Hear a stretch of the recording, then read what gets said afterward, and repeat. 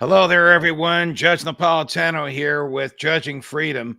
My guest today is one of the strongest, most powerful, and most cogent voices against the aggressive use of the United States military in the country today, Scott Horton. Scott Horton from antiwar.com, the author of two great books, Fool's Errand, Time to End the War in Afghanistan, and Enough Already, Time to End the War on Terrorism. Scott, it's a pleasure to see you. Welcome to Judging Freedom. Your Honor, thank you very much for having me. As we speak, the White House has leaked that it has put 8,500 American troops on ready, prepared to send them to Ukraine. Under what conceivable constitutional or moral theory could they actually do so? Well, a small point of clarification there, sir, is that they're saying right now that they're prepared to send these troops to other Eastern European states, such as the Baltic states or Poland, or possibly Hungary, something like that, as essentially a symbol. But they have sworn that Joe Biden and his government has reaffirmed that Ukraine is not a member of NATO, and our commitment to NATO is one thing, and our commitment to them is something else. And that if Russia did invade, that we would hit them very hard with sanctions, which I don't think, one, that Russia is going to invade, to tell you the truth, and two, I would be opposed to even hitting them with sanctions. But I really don't think that there's a risk of Russia invading, or certainly of America really getting into a war with Russia. What do we care about the dispute between Russia and the Ukraine? And let's go back a little bit. How can the American public forget what the CIA and the American government did in 2014 when it engineered a coup against the popularly elected and relatively neutral government in Ukraine and installed a government favorable to the West? Certainly, Vladimir Putin hasn't forgotten that. That's right. And of course, that is absolutely the operative point here, Judge. And you know that the answer is that TV just won't tell that part of the story to people. History always begins when they say it did, and that means that the other side are always the aggressors, and America is always on the defense. And in fact, I think there really is, unfortunately, an honest but crazy and false belief on the part of the American foreign policy establishment that wherever they spread their military alliance, all they're doing is spreading the umbrella of peace, because everybody knows that no one would ever mess with us. And so if no one would ever mess with us, then the more people we bring into our alliance, the more deterred everyone is, the more peaceful the world is. And then if anyone reacts against that, namely the Russians in this case, they say, oh, see, aggression against us. This is the reason we have to defend Europe, is because of the aggression of the Russians. When, of course, from the Russian point of view, we're extending our literal military alliance right to their doorstep, including the Baltic states, who are members in NATO. And with the Bucharest Declaration of 2008, George W. Bush promised to put Ukraine and former Soviet Georgia in the Caucasus Mountains into the North Atlantic Treaty Organization here. And so you bring up exactly the right question. How can the American people forget this, or how can this be left out of the story that America really picked this fight? And the reason, of course, that they have to truncate all of this backstory, Judge, is because it's so obvious to any American that, well, what if the Russians were doing this in Canada, overthrowing the government in Ottawa in a street putsch, using a bunch of violent Nazis to do it, and then declaring a war on terrorism against the people of British Columbia when they refused to accept the authority of the new coup junta? America wouldn't put up with that for an instant. We'd go to nuclear war over that. But our government says that Vladimir Putin is this insane, psychopathic, lunatic, would-be Stalin, but we expect him to just sit there and take it as we encroach all the way right up to his borders. And you can see in his demands, he's saying he wants a promise of no further NATO expansion, and he wants a promise that we won't put anti-ballistic missiles in Ukraine. And that's really the key, Judge, because the anti-ballistic missiles, they're launched from the MK-41 missile launcher. And those same missile launchers can be used to launch Tomahawk cruise missiles tipped with hydrogen bombs. They're a dual use technology. And so if America puts in those anti-missile missiles in Ukraine the way they've done in Poland, this poses a direct existential threat to the Russian state. And you Let's just can't suppose. read that in the Washington Post, but that's Right, the truth. right. Let me use the example of our mutual friend Ron Paul. Mhm. Suppose the Chinese had put these devices in Mexico at the Mexico-Texas border. Wouldn't the United States be on the other side, ready to defend? I Of mean, course. isn't Putin would be derelict in his duty if he didn't defend against this stuff, wouldn't he? That's right. And by the way, I want to go back to another great point that you made, sir, which is the relative neutrality of the president, the democratically Yes, elected president that America overthrew in 2014. He was yes. ready to sign a deal with the European Union as a step of integrating with the West and eventually with NATO. And then they, at the signing ceremony, they added all these new demands that you cannot also have a trade deal with Russia. And you have to take all these additional loans from the International Monetary Fund. And this president, Yanukovych, said, well, geez, I feel like a bride who showed up at my wedding to be greeted with a prenuptial agreement. And now I Right. kind of lost the mood and I don't really feel like marrying you You're anymore anyway. exactly right, Scott. I remember when he was quoted as saying that. Mhm. Look, if anybody's in the deep state, it's Anthony Blinken, who is the current Secretary of State. Do you think he wants a war to pull Joe Biden's feet out of the fire because of his domestic failures? No, I mean, well, again, see, it comes down to this. The Americans' accusation is that the Russians are prepared to invade and conquer Ukraine, but that's just not true, right? That's American hype. What the Russians were doing is building up their forces on the other side of the line in reaction to America's escalations in Ukraine, in sending more and more arms there and sailing our fleet into the Black Sea and flying our bombers right off of their coast and this kind of thing. So they decided, okay, if you're being more provocative, then we'll build up our forces in response, as you just said with the Ron Paul quote about the Chinese in Mexico or something like that. Then the Americans say, oh, see, they're building up, preparing to invade. But so, in other words, um, Anthony Blinken is Homer Simpson with his bear spray, claiming to keep all the bears away, but they're not coming anyway. The whole thing is a provocation. And the truth of this can be seen in the fact that in the worst part of the war in the Donbass, in eastern Ukraine, in the aftermath of the coup of 2014, at the very beginning of 2015, the Donbass region, Donetsk and Luhansk, held a plebiscite, essentially a referendum, where they voted in a supermajority vote to join the Russian Federation. And then Vladimir Putin told them, no, you're not welcome. And he could have, at that point, Judge, essentially could have changed the border with a magic marker and said, this is part of the Russian Federation now. At that point, that part of the country was outside of the control of Kiev. And he It could have almost just said, seems this is now Russian. He didn't do that then when they were handing it to him on a silver platter. Now he's going to invade and take it by force. look, the explanations that you have just so clearly given, Scott, are nowhere in the media today. Not in the conservative media, not in the liberal media. Obviously, LouRockwell.com and other places like that, we libertarians talk about it.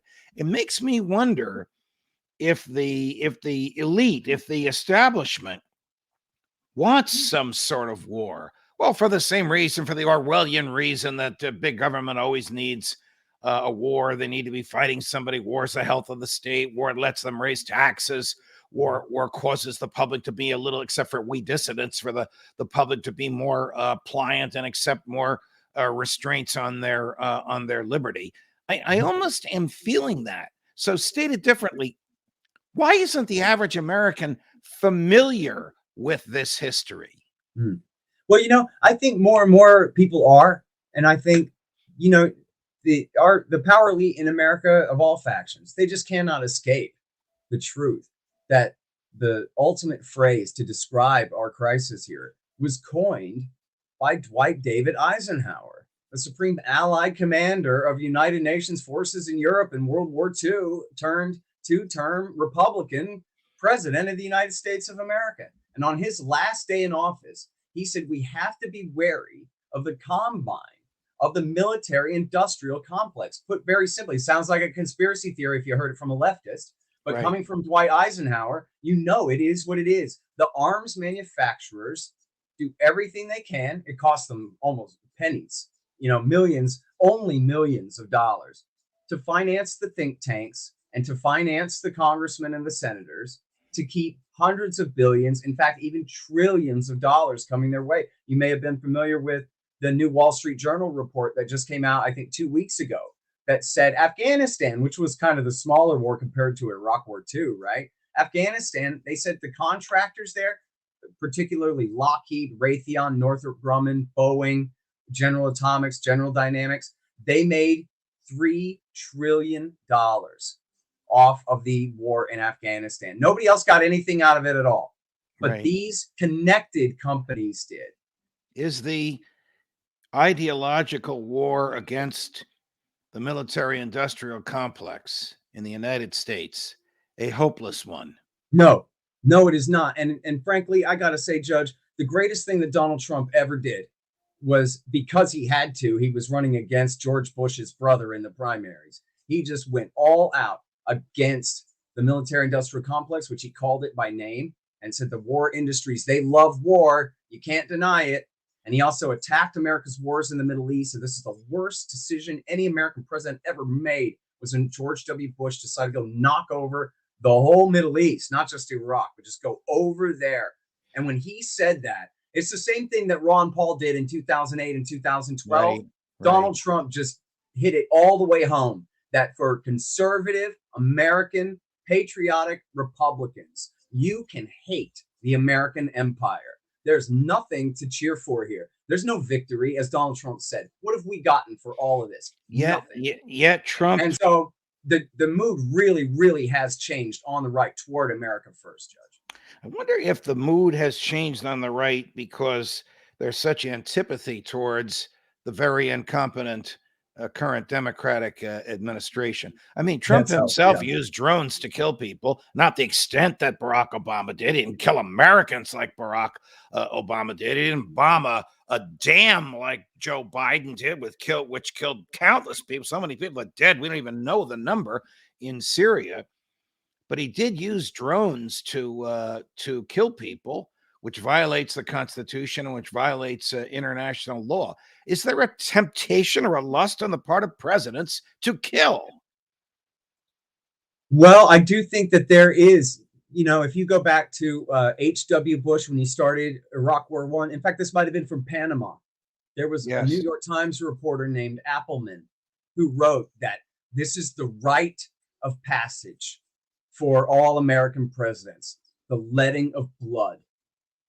And this is, the newspaper record. This is the official point of view of the American establishment. Remember when Donald Trump attacked the Assad regime in Syria? Now, he'd been bombing ISIS targets and other targets in Syria. But when he attacked the Syrian state over the fake gas attacks of 2017 and 18, the media absolutely cheered. They said Donald Trump became president today. Here they were saying that he was a traitorous agent of the Kremlin. And then later that afternoon, wow, what a leader. And Brian Williams, of course, quoted a Leonard Cohen song, twisted out of context to praise the beauty of our cruise missiles being launched from our battleships at sea. And there is, especially among the media and I think among the whole political class, look, at the end of the day, Judge, what is the state? It's the war power. Correct. That's what it is. And if you have that power in your hand and you don't exercise it, then you go down in history as a loser, a wimp, a nobody, a nothing. As George W. Bush said, all great presidents are war presidents. Correct. If you look at these lists that come out by academics, it doesn't mean anything to you and me and the people watching and listening to us now, but the New York Times and unfortunately the public school history books will include it.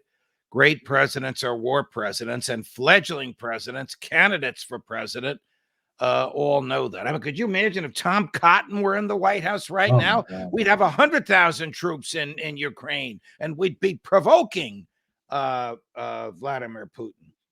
I don't know. Yeah. I'm not as optimistic as you, Scott. I think that the war machine in America is so integral to the government.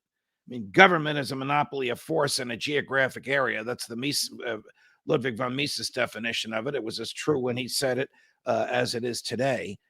I don't know that we're ever going to have a Ron Paul-like or Scott Horton-like mentality in the White House. I often fear the American public likes a Theodore Roosevelt tub thumper. Look at how strong I am. Look at how proud I made you by vanquishing, fill in the blank, some created enemy like George W. Bush created Iraq as an enemy. Right. Yeah, look, I mean, obviously you're right that they're in the pole position now, but I guess I look at it like this. In fact, there have been studies like this that just show that public opinion doesn't count. What counts is lobbying. What counts is organized political pressure by groups that can flex some financial power. But I believe that there is a major exception to that, and that is the warfare state. And, you mentioned the drone wars earlier. Why the big focus on drone wars? Because if Barack Obama had continued W. Bush-sized occupations with the entire Army and Marine Corps infantry on the ground like that, the American people absolutely would not have stood for it. So they retreated to drones, right? We're going to go from big invasions to these so-called scalpels and this kind of thing. But you look at in the two major wars, we've had quite a few, but the two major wars of our era, Iraq and Afghanistan, that millions of Americans go and serve in those wars and then come home and see that they got absolutely nothing out of it, that both wars were absolute catastrophe, total failure in every way, despite all of the promises about how valorous this all was.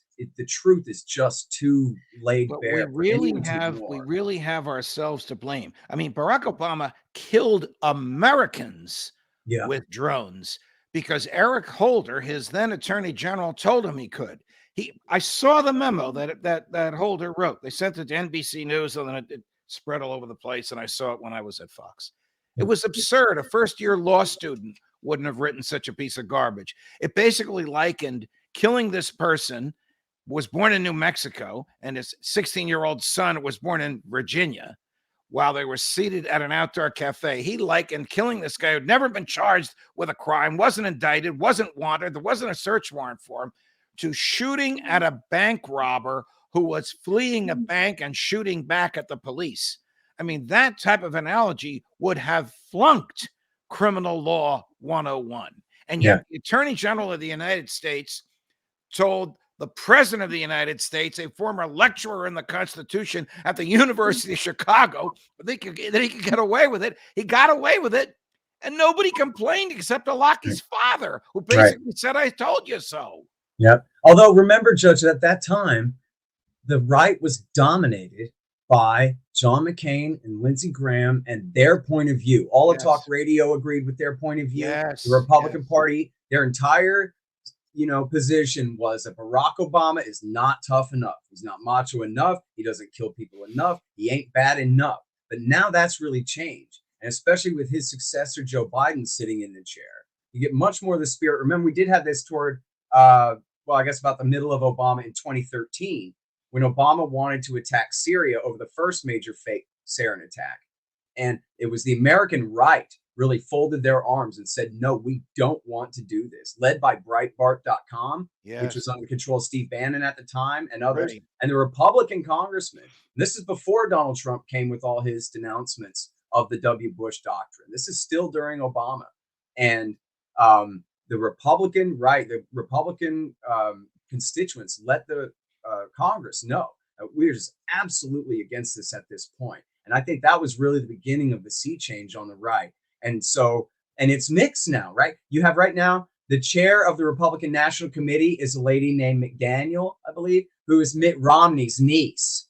And she's a hawk. And she says, oh, Joe Biden is so weak. And that's why Vladimir Putin is taking advantage of him. But you know what? There's a guy running for governor, for example, in Texas right now, running to the right of Greg Abbott in the primary. Hardcore on immigration, hardcore on all right-wing culture. Is that Colonel Allen West? He absolutely denounced intervention in Ukraine and the use of the National Guard, and said he would protect the Texas Guard from being used for such things and all this kind of thing. So that America First sentiment is really rising up now. You're speaking about Allen West. No, I'm sorry, I forget his name offhand. I could check for you, but it's okay. I do have that's it very here. interesting because I often wonder, You and I are deep into Don Huffines libertarian. is his name, sir. What's his name? Huffines, Don Huffines, or Okay, I do know the Huffines. name. I often wonder where conservative Republicans are. I mean, I watched your debate against Bill Kristol. And by the way, you slaughtered him. You clobbered him, but I'm a little biased. I couldn't be Thank you. neutral. I don't. If Appreciate Gene Epstein had asked me to moderate that debate, I probably would have said I can't be neutral. I want to punch Crystal in the nose. But does Bill? I'm exaggerating. Does Bill Kristol, does that attitude that American empire and American glory is what the people want and we must give them what they want? Is that endemic to the right wing of the Republican Party today? Or is the right wing of the Republican Party like you saying enough is enough? Oh, I think that by far the polls show that the people are with us. In fact, going back even to 2013, Judge, to just after the Afghan war surge was winding down in mid Obama, you had high 60% super majorities of the American people, near 70% of the American people said that we should have never fought the wars at all. Never Right. mind, we want out of there now. We should have never done either of them. And here's the real rub: the troops, the actual veterans of the Iraq and Afghan wars, they answer this question the same way in even higher numbers than Yes. the general When population. Ron Paul was running for the Republican nomination, he had more donations from veterans than all the other Republicans put together. In 08 Um, and in 12. Yep. Yes, yes. War is a racket, but it's a racket that it is so integral to the American system right now, the military industrial complex. Without people like you continually beating the anti war drum, I think things would be even worse. Scott, it's a pleasure. We got to do this again. We've been going Thank for you so much. 22 minutes. We got to do it again. Happy And anytime to. I can see from the comments that are coming in, you're very popular with my viewers, and that's no surprise. Great. Well, thanks very much, Judge. Appreciate that a lot. Of course, Judge Napolitano, Judging Freedom.